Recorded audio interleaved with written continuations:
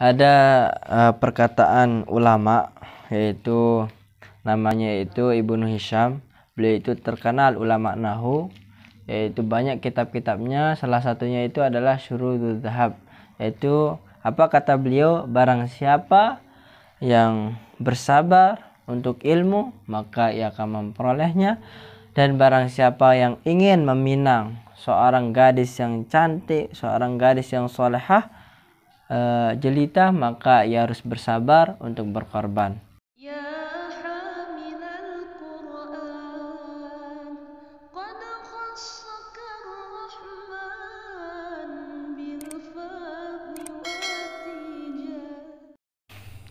Bismillahirrahmanirrahim. Assalamualaikum warahmatullahi wabarakatuh. Alhamdulillah, alhamdulillah alamin. Allahumma aslih ummata Muhammadin sallallahu alaihi wasallam, fafarrij an ummati Muhammadin sallallahu alaihi wasallam, warham ummata Muhammadin sallallahu alaihi wasallam, wanshur wahfaz wa amir nahdlatul watani diniyatil islamiyata ala madhhabi ahli sunnati wal jama'ati ila yaumiddin bihaqqi Muhammadin sallallahu alaihi wasallam. Alhamdulillah, alhamdulillah alamin. Kemarin kita membahas yaitu mengenai secara global, yaitu kalimat atau kata. Kemarin sudah kita bahas. Sekarang kita lanjut kepada isim, ya, tanda-tanda isim, biar kita kenal. Ada sebuah kata mengatakan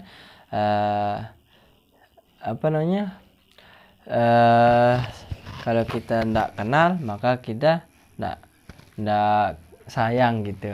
Tapi sebelum saya bahas tanda-tanda isim, saya bercerita sedikit. Ada sebuah cerita dulu, ada tulab.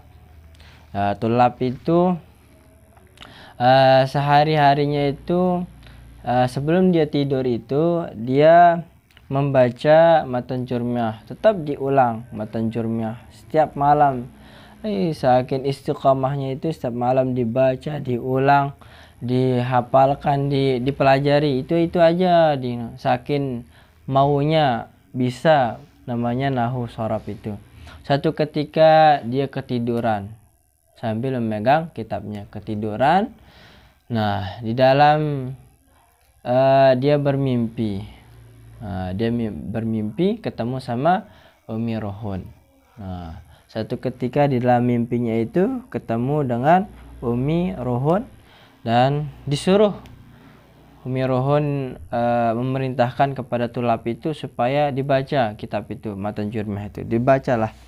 Bismillahirrahmanirrahim. Al-kalam walladul muraqabul mufidu bil wada'i sampai akhir, sampai bab kalam aja dibaca, disuruh langsung Umi Rohun menyuruh berhenti.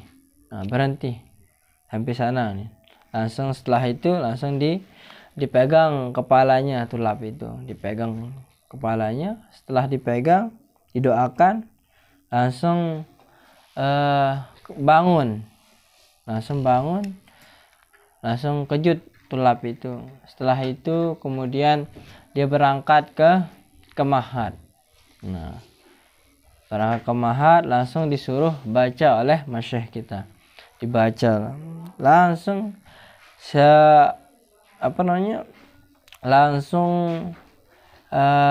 bacanya itu langsung kayak koran gitu, saking cepatnya baca. Nah, itulah bagi orang yang bersungguh-sungguh dalam belajar, pasti ada aja jalannya. Ada perkataan ulama, yaitu namanya itu Ibnu Hisham. Beliau itu terkenal ulama nahu, yaitu banyak kitab-kitabnya. Salah satunya itu adalah Syurudul Dhahab, yaitu apa kata beliau, barang siapa yang bersabar untuk ilmu maka ia akan memperolehnya, dan barang siapa yang ingin meminang seorang gadis yang cantik, seorang gadis yang solehah, jelita, maka ia harus bersabar untuk berkorban. Ada sebuah ulama juga mengatakan, yaitu Ibnu Junaid, yaitu ahli beliau dalam bertasawuf beliau mengatakan, barang siapa yang ingin sesuatu dengan bersungguh-sungguh dan benar caranya mendapatkannya, maka ia akan mendapatkannya. Nah, cuma intinya adalah bahwasanya kita manusia ini hanyalah untuk kita disuruh untuk bersungguh-sungguh dan berdoa. Pemahaman Allah aja yang mengasihi kita. Nah, itu saja, dan kita lanjut ke tanda-tanda isim. Kemarin apa itu isim? Isim itu adalah kata benda. Nah, kata benda. Nah, isim di sini memiliki ciri-ciri, ada tanda-tandanya. Ketika kita melihat sesuatu itu, misalnya ketika melihat misalnya ada seorang orang kita kenal, itu pasti kita tahu ciri-cirinya kayak gimana, baru kita sapa dia. Nggak mungkin kalau kita nggak tahu ciri-cirinya, pasti kita nggak berani sapa gitu. Maka dari itu seperti juga isim, harus kita mengenal ciri-cirinya, baru kita tahu, oh ini ternyata isim. Nah, ini pertama adalah itu ada di abata. Nah, silahkan yang ingin membeli abata, ya silahkan beli di Darun Nuhat. Pertama itu ciri-cirinya, itu isim itu adalah atau tanda-tandanya diawali alif lam. Diawali alif lam. Nah, ingat, alif lam itu berada di awal kata. Nah, alif lam itu berada di awal kata, tidak di akhir, tapi di awal. Contohnya misalnya belum kita masuki alif lam, misalnya mad rosa tuh, madrasatu, nih madrasatut tanwin. Ketika dia masuk alif lam, maka berubah menjadi al madrasatu. Nah, kaidahnya alif lam itu ketika dia masuk alif lam, maka tidak boleh dia bertanwin. Pokoknya tidak boleh dia berjodoh antara alif lam dengan tanwin, harus dia pisah. Kalau dia ada alif lam, maka haram hukumnya ada tanwin. Ketika ada tanwin, tidak boleh dia pakai alif lam. Nah, itu kaidah alif lam. Nah, ingat ciri-ciri pertama itu, isim itu adalah diawali alif lam. Nah, alif lam itu di awal kata. Misalnya madrasatun menjadi al madrasatu. Yang kedua adalah yaitu diawali huruf jar. Nah, mana? Nah, lanjut. Diawali huruf jar.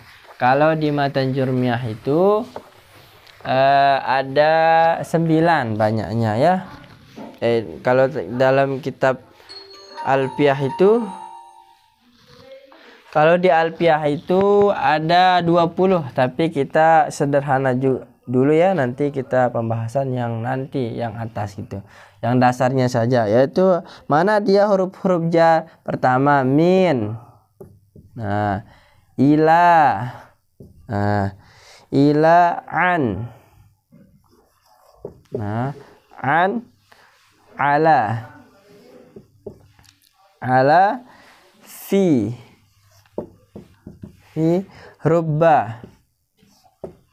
Rubba. Nah, bi. Nah, kali. Nah, pertama min 1, ila 2, an 3, ala 4, fi 5, rubba 6, bi 7, k 8, li 9. Nah, jadinya huruf jar itu ada 9. Nah, itu tandanya kalau ada huruf jar nah, ini huruf jar ini di awal kata. Ingat, huruf jar itu di awal kata. Setiap ada huruf jar di awal kata, maka itu adalah isim. Nah, misalnya contoh, kita hapus ya, udah hafal nih. Min ila an ala fi ruba bika li. Nah, udah hafal, insyaallah hafal cepat. Nah, contohnya misalnya ini huruf jar. Ila misalnya. Ilal madrasati. Madrasati. Nah, ini ada huruf jar. Nah, kalau huruf jar itu berfungsi membaris bawahkan isim. Nah, wajib hukumnya huruf jar itu membaris bawahkan isim. Nah, misalnya contohnya kalau tidak ada huruf jar, misalnya baitun. Nah, baitun misalnya. Nah, baris depan dia. Ketika dia masuk huruf jar menjadi misalnya fi baitin. Nah, baitin. Nah, maka dia baris bawah. Nah, itu fungsi huruf jar, membaris bawahkan isim. Yang ketiga itu adalah di akhirnya itu baris bawah.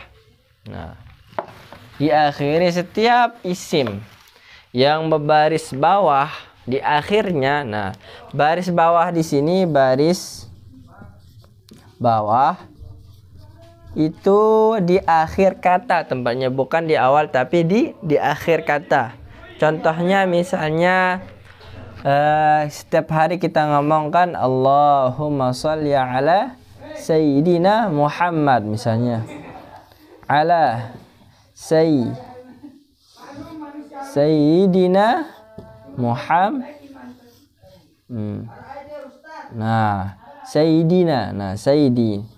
Kenapa dia baris bawah? Karena ada huruf jar. Nah, maka dia dinamakan isim. Kenapa? Karena ada huruf jar. Nah, yang ketiga itu adalah baris bawah. Kita ulang sedikit. Nah, setiap di akhir kata kalau dia baris bawah, maka itu adalah isim. Nah, jadinya bisa kita membedakan mana isim, mana fiil, mana huruf. Ketika dia baris bawah, nah di akhirnya misalnya ala maktabin misalnya, maktabin. Nah, baris bawah dia di akhirnya, maka dihukum isim. Nah, selanjutnya itu adalah di akhirnya bertanwin. Nah, setiap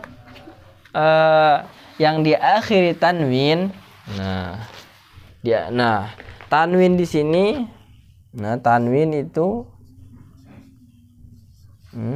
ada fathatain, kasratain, dan dhammatain.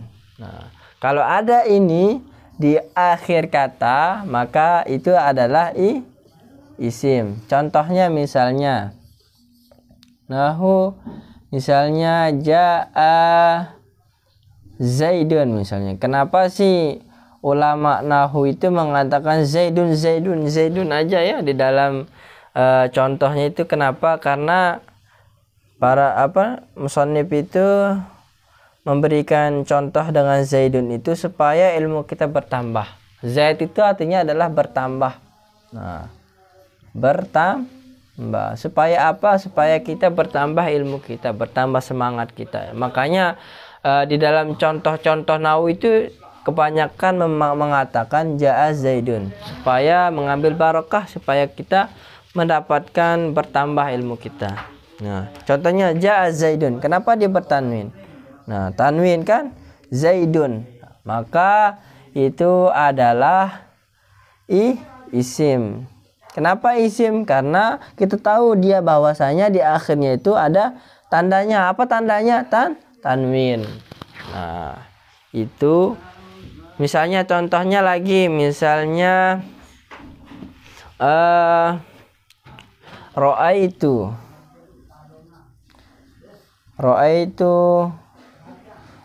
misalnya ro'aitu jidaron misalnya.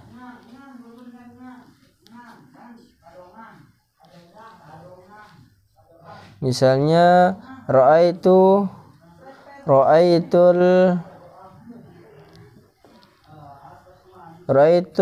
Amran misalnya kan. Amron. Saya melihat Amarna. Amron di sini adalah isim. Kenapa isim? Karena diakhiri tanwin gitu. Misalnya kita ambil contoh biar supaya paham semuanya. Misalnya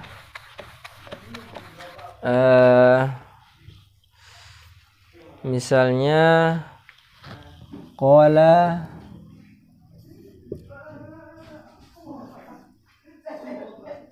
Muhammadun. Muhammad berkata alal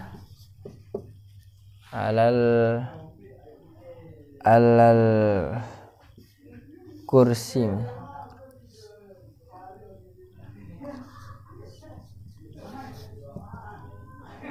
Nah, misalnya qala Muhammadun alal kursi. Misalnya Muhammad di sini adalah isim. Kenapa isim? Karena di akhirnya itu tanwin. Maka ini adalah isim. Yang kedua adalah alal kursi misalnya. Nah, ini apa ini? Isim atau fi'il? Isim. Kenapa isim? Karena didahului oleh ala. Kemudian apa lagi? Yaitu alif lam di awalnya. Apalagi kasroh baris bawah di akhirnya. Jadinya udah kita tahu apa saja tanda-tanda atau ciri-ciri isim. Nah, tinggal kita tentukan di dalam manapun kita temukan. Misalnya ada dalam Al-Quran, misalnya Bismillahirrahmanirrahim.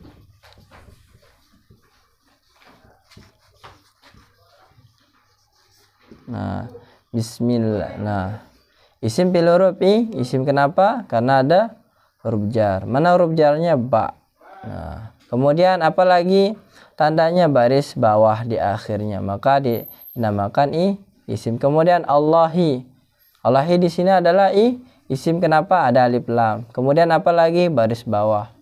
Terus kemudian Ar-Rahmani misalnya. Ar-Rahmani itu isim bil huruf isim. Kenapa? Karena diawali alif lam. Kemudian apalagi di akhirnya itu baris bawah. Kemudian Ar-Rahimi misalnya. Nah, Ar-Rahimi itu isim. Kenapa isim? Karena diawali alif lam sama baris bawah. Banyak sekali di dalam Al-Quran, dalam kitab-kitab itu isim. Nah, tinggal kita menentukan mana isim, mana fi'il. Tapi nanti fi'il itu di sesi berikutnya. Sekian, semoga bermanfaat, semoga kita mendapatkan ilmu yang barakah. Sekian, kurang lebihnya mohon maaf. Wallahul muwaffiq wal hadi ila sabilir rasyad. Assalamualaikum warahmatullahi wabarakatuh.